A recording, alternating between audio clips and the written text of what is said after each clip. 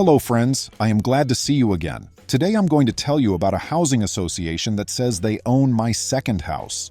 My grandfather, whom I will call Henry, was one of the most down-to-earth and generous men I've ever had the honor of knowing. Long before I was born, he moved to a quiet residential neighborhood that was just beginning to develop. He managed to buy not just one, but two modest homes on the same street. According to family lore, one was for him and my grandmother to live in, and the other he rented out to close friends, acquaintances, or basically anyone in need of affordable housing. My grandmother once told me that he believed in working with compassion, and I guess that's why he always rented his extra house at below market rate. He wanted to make sure decent folks could afford a decent place. Growing up, I spent a lot of weekends at my grandfather's place. The neighborhood was charming. Think of a small community where everyone knows everyone else, at least by face, and it was that way throughout my childhood. I remember there was a little bakery on the corner, I'll call it the Cookie Jar Bakery, that made the best oatmeal cookies, and my grandfather would walk me there every Saturday morning. The entire area just felt warm and friendly. But then, sometime after I turned 16, the talk around town was that the local homeowners got together and decided to form a homeowners association. People said it was because some folks wanted to standardize the way houses looked, keep property values up, and so forth. My grandfather didn't really pay much mind to it because both of his houses had been acquired decades before that.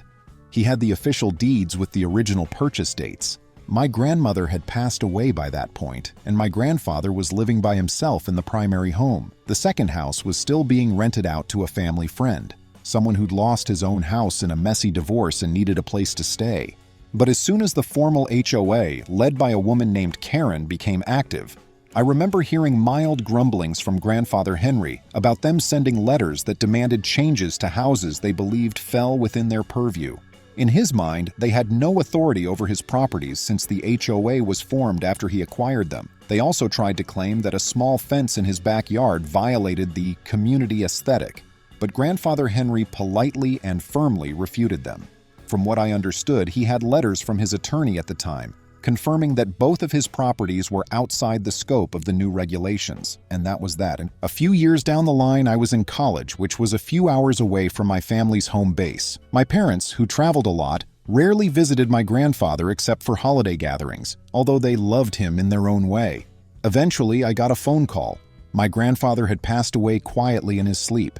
He was 87. It was tough on the entire family, but we knew he'd lived a long, happy life. Because my parents are quite secure financially, and because my grandfather always liked the idea that I might settle down near him, he named me in the will to inherit both of the houses. At the funeral, my parents told me that they really had no interest in the properties, and in fact, they insisted that I should do with them as I pleased. If I wanted to sell, fine. If I wanted to keep them, that was also fine. My parents already had their retirement plans in a different state, so they really did not care to meddle in anything real estate related. So there I was, the new owner of two old yet decently maintained houses in the same neighborhood. On one hand, it felt a little strange to inherit property at a relatively young age.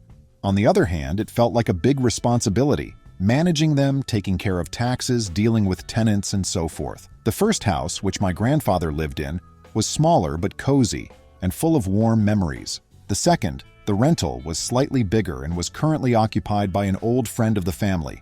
Let's call him Randall. Randall had always been a good tenant, never missed a payment, never caused a fuss, and in general was a pleasant presence. He and I had a good relationship, and he always said how grateful he was for Grandfather Henry's generosity. I was still finishing up some advanced courses at my university, so I wasn't sure if I wanted to move in permanently or rent out both houses. Nevertheless, I decided to talk to a local property manager just to get a sense of the market.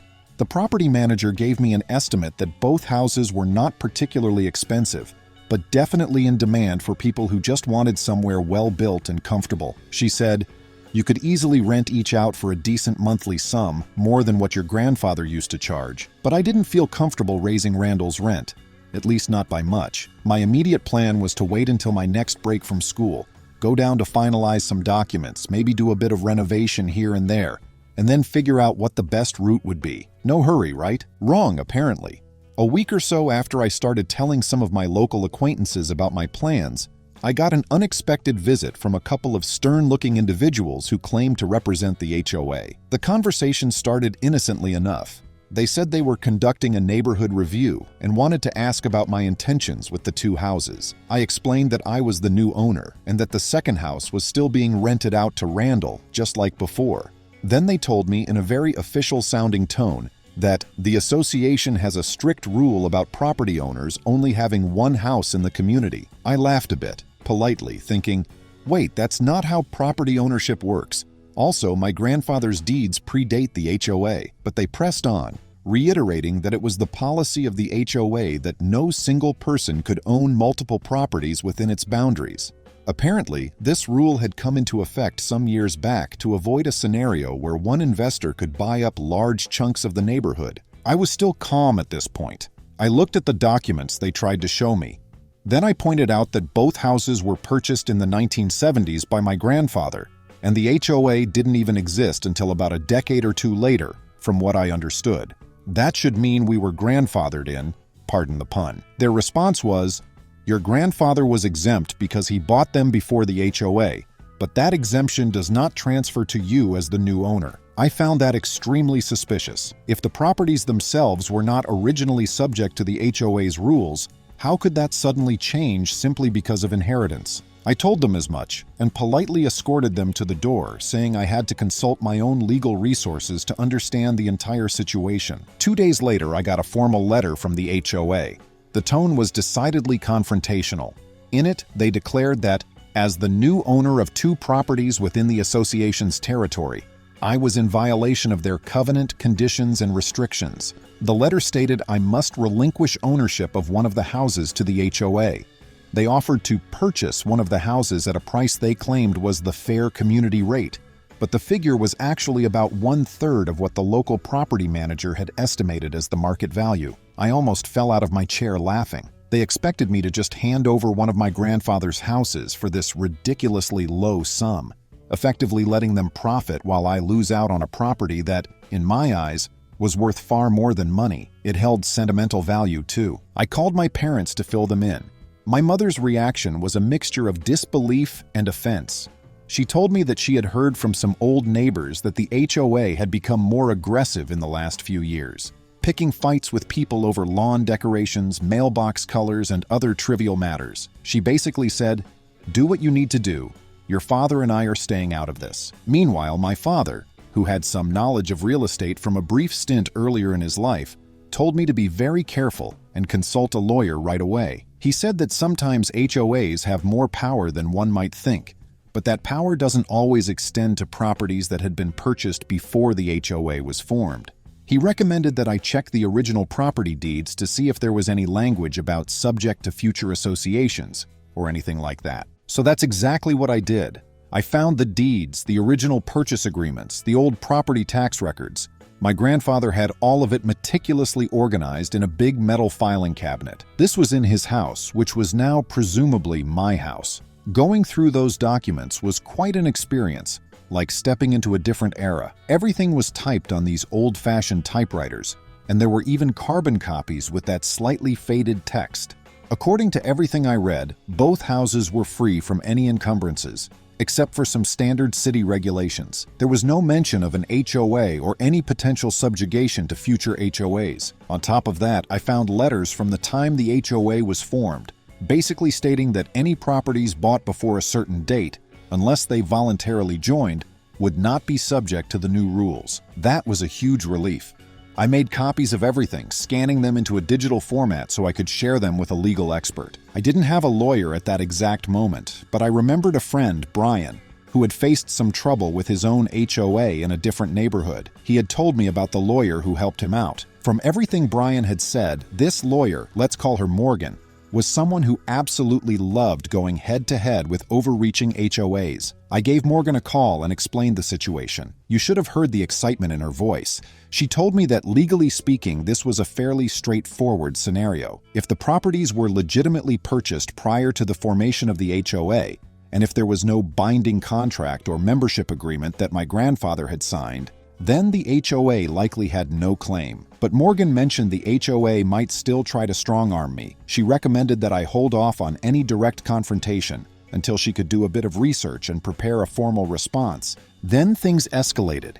I came to the house one afternoon to check on the yard. Randall, the tenant in the second house, approached me in a huff, saying that a woman came by earlier, introduced herself as Karen, the head of the HOA, and told him that his lease was no longer valid. She apparently claimed that the HOA owned the property now. Randall said she even threatened him with eviction if he didn't comply with some new guidelines. He was absolutely confused. He knew the house belonged to me, previously my grandfather, and he also knew the HOA had never been involved in his rental agreement. Karen had also tried to tell him that he couldn't park his car in the driveway without purchasing a parking permit from the HOA. Randall, a bit intimidated, just said he'd pass on the message to me. Needless to say, this set off alarm bells. I tried to contact Karen using the number on that letter I received from the HOA. She refused to take my call at first, sending it to voicemail. Finally, after a few attempts, she picked up, and before I could even finish introducing myself, she started ranting that I was a troublemaker, that I was challenging the authority of a legitimate neighborhood association, and that my kind should just do what is best for everyone and accept her leadership. She also dropped a line about how if I continued to be uncooperative, I would be sorry. That was about when I realized this wasn't just a misunderstanding. This was personal for her. She acted like she was some sort of queen handing down dictates to peasants. I calmly said that my lawyer would be in touch. The moment I mentioned lawyer, Karen went ballistic, yelling that the HOA's legal team would handle me and that I had no idea how deep their pockets ran. Then she hung up on me. At this stage, I was fuming, but also somewhat amused. I forwarded this information to Morgan, who told me to relax and let her handle it. She drafted a letter citing the exact clauses in the original deeds, referencing state laws about property rights and the fact that my grandfather's houses were clearly outside the HOA's domain. She demanded that the HOA cease and desist any further harassment or face legal consequences. I was completely on board. Morgan sent the letter to their official address, and I tried to keep my head down while waiting for a response. In the meantime, I visited Randall to reassure him that the HOA did not own the property and that his lease was perfectly valid. He was relieved, though still rattled by the confrontation. A couple of days later, I found a notice taped to the front door of both houses. Each notice stated that the HOA had determined I was in violation of their rules and was being fined daily until I complied. The fine they claimed to impose was not small either. It was in the hundreds of dollars per day. I guess their strategy was to bully me into submission, or maybe they thought I'd panic and give them one of the houses for their ridiculously low price. My guess is they wanted a new property in their portfolio to resell it at market value. Possibly the HOA was in some sort of financial trouble, or maybe Karen was just on a personal power trip. Either way, that's when I realized this was no joke. They planned to come at me with everything they had. I immediately called Morgan again, and she was delighted by their tactical error. In her words, they just gave us exactly what we need to demonstrate harassment. According to her, since the houses weren't subject to the HOA, any attempt to enforce fines, especially with no valid basis, counted as both harassment and a violation of state consumer protection laws. Morgan recommended that I keep all copies of any notices or communications from them. I should note that Morgan was extremely thorough. She made me record phone calls, where permitted, keep screenshots of voicemails, and basically gather any possible evidence. But that wasn't the only front where things got complicated. One afternoon, I got a phone call from my cousin Derek. Derek was known in the family as a bit of a black sheep, someone who always seemed to chase get-rich-quick schemes. Derek told me he heard about my trouble with the HOA and that he had an idea for me. He proposed that I sign over one house to him, and then he could pretend to own it, while I, secretly, retained an interest in it. I asked him, how would that help anything? He insisted that if the HOA was going after me for having two houses, this arrangement would show only one house in my name. When I told him that I had no intention of giving away property to him or letting him manage anything, Derek got annoyed and said something about how I was missing out on a golden opportunity. I politely ended the call. The last thing I needed in this fiasco was Derek's questionable business sense meddling in an already complicated matter. But I have to mention it, because it added another layer of stress and drama. Derek wouldn't stop texting me, offering to help in exchange for me giving him partial ownership. I was dealing with a pushy HOA on one side and a pushy cousin on the other. Meanwhile, the HOA's threats kept escalating. Karen herself knocked on the door one morning, an air of righteous indignation about her. She demanded I sign papers acknowledging that I was in violation of the HOA covenants. She even tried to shove a pen into my hand.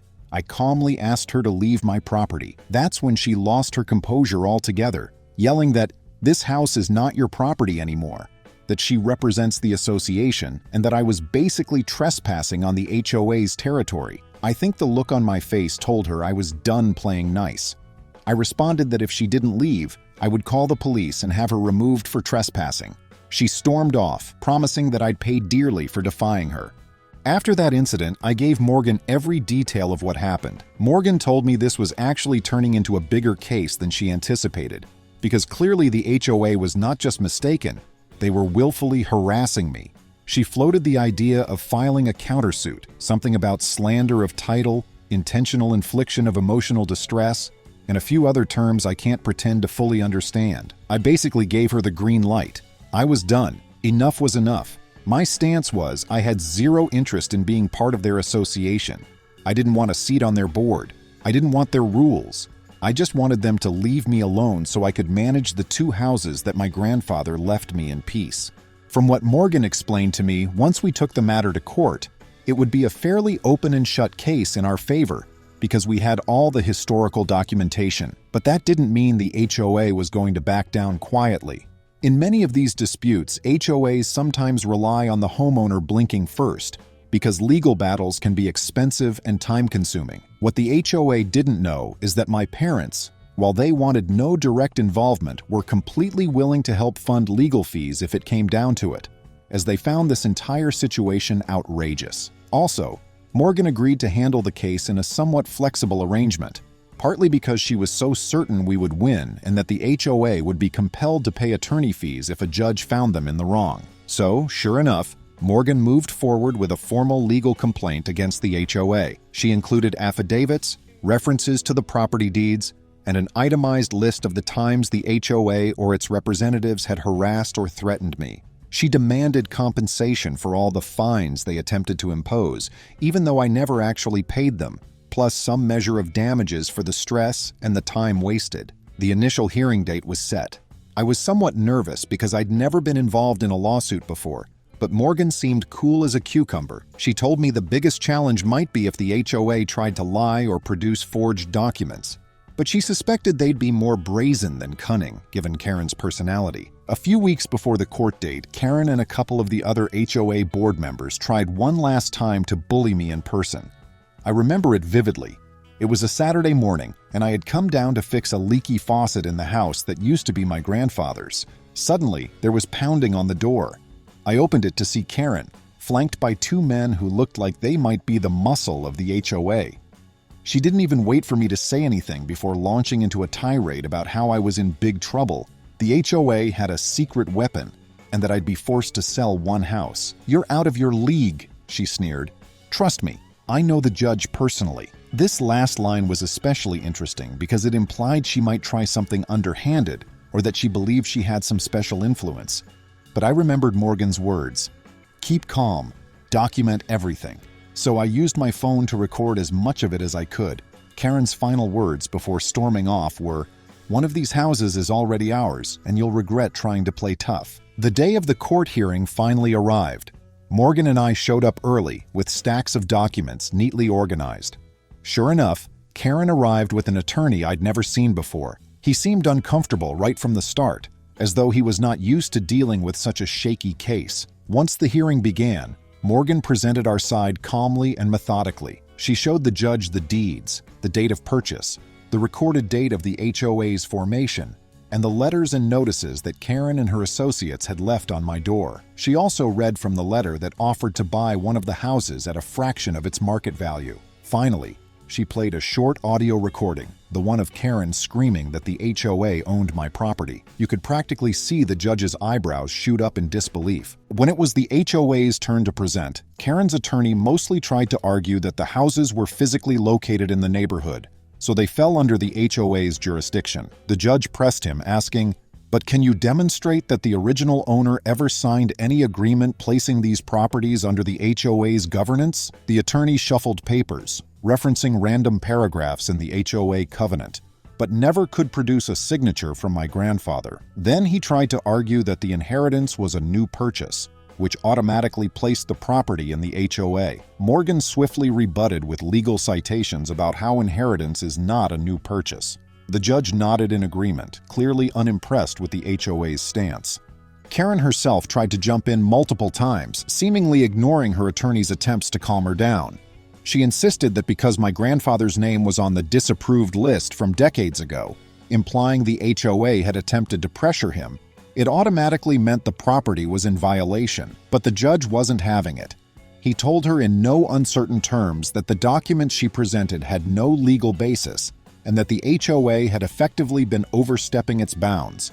He used the words harassment and unwarranted claims, which were music to my ears. By the end of the hearing, it was clear we had won. The judge stated that these two houses were not subject to any HOA covenants, ordered the HOA to cease all attempts to enforce rules or fines against me or my tenant, and even indicated that I could move forward with a claim for damages. A separate hearing was scheduled to determine monetary damages, since Morgan had filed for them. The icing on the cake came when Morgan presented the fact that Karen had personally harassed and threatened me, specifically referencing how she had told me I was trespassing on HOA property and tried to forcibly have me sign documents, plus the repeated letters claiming she could evict Randall and impose fines. The judge ruled that the HOA, and Karen individually to some extent, had to reimburse me for legal fees and pay a certain amount in punitive damages. I won't go into the exact numbers, but it was significant. Their attorney looked almost resigned, probably realizing that the entire fiasco could have been avoided if the HOA had just acknowledged the original exemption. That might have been the end of it, but the story continued a bit longer. You see, the HOA board apparently had some internal conflict after they realized Karen had led them into a losing battle that cost them money.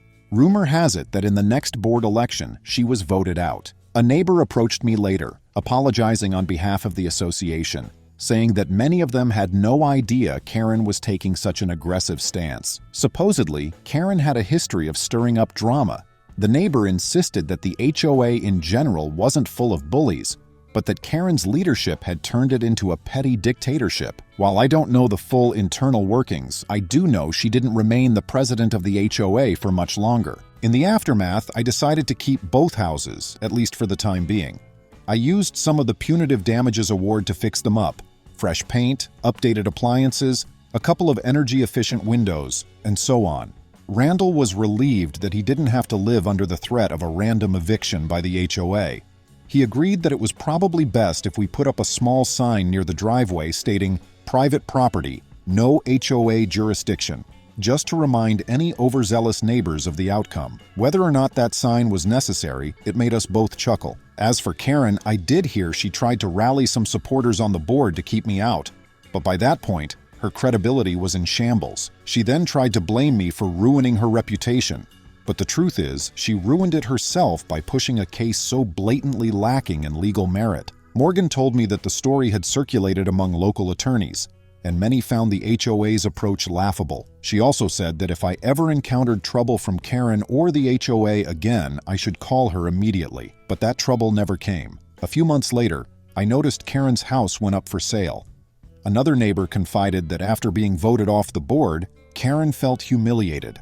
Possibly, she also feared more lawsuits from other residents she had harassed in the past. One final subplot that ended up unexpectedly positive.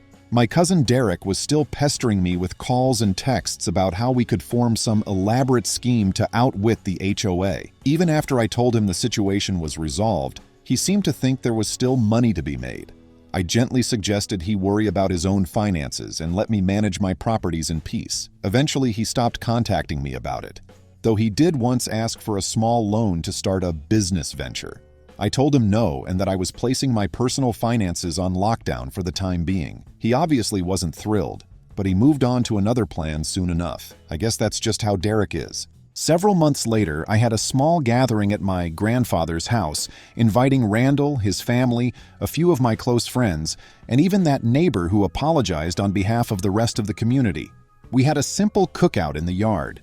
As I flipped burgers on the grill, I looked at the two houses standing side by side. A wave of gratitude washed over me. These properties, once threatened by an overzealous HOA, were still in my possession, and I had successfully defended both my grandfather's legacy and my own property rights. I thought about him a lot that day, how proud he would have been to see me stand up against bullies. In my mind, he was probably looking down, grinning as if to say, "I knew you'd do right by me, kid." Interestingly enough, the rest of the neighborhood seems to have adjusted to the fact that I have two houses and am exempt from the HOA. A couple of people even approached me, curious about how I managed to pull that off, and I explained that my grandfather purchased them long before the association existed, and I simply inherited them. Most folks just shrug and say something like, "Well, that's good for you," because they realize the entire area used to be HOA-free once upon a time. In fact, some owners were less than thrilled about the strict rules that got imposed over the years, so they seemed glad that at least one person was giving the association a run for their money. At some point, I considered turning one of the houses into a short-term rental for visitors, but then Randall asked if his cousin, who was relocating for a job, might rent it instead. I agreed, thinking that a stable, long-term tenant who appreciated the property might be the better option. I offered a fair lease, slightly below the inflated market price, mostly because I remembered my grandfather's philosophy: a house is just a house until the people in it make it a home. I know that might sound cheesy, but I believe it, and it felt good to keep that tradition of helpfulness alive. A couple of small details might be worth mentioning. My father, who had some real estate experience, was overjoyed when he heard the final verdict. He told me it was a textbook case of property rights overshadowing a misguided HOA. My mother was a bit more subdued, but she said she was proud that I had stayed calm and collected rather than lashing out in anger. She also said Grandpa Henry would be thrilled that his two houses remained in the family. Morgan, my lawyer, ended up using this story, with my permission, as an example in one of her local workshops about homeowner rights. She obviously kept our personal information confidential, but used the skeleton of the case to illustrate how easily some HOAs overstep their bounds. The biggest takeaway for me is that knowledge truly is power. I discovered that having your paperwork in order, like the original deeds, the legal disclaimers, the letters from decades ago, makes all the difference. If my grandfather hadn't kept those documents so meticulously, I might have been in a tougher position trying to prove my case. And obviously, having the right lawyer on your side can make or break your defense. HOAs can be formidable when they think they have unchallenged power, but once they realize you're prepared to fight and you have legal backing, they typically fold if they have no legitimate claim. Friends, thank you. See you soon.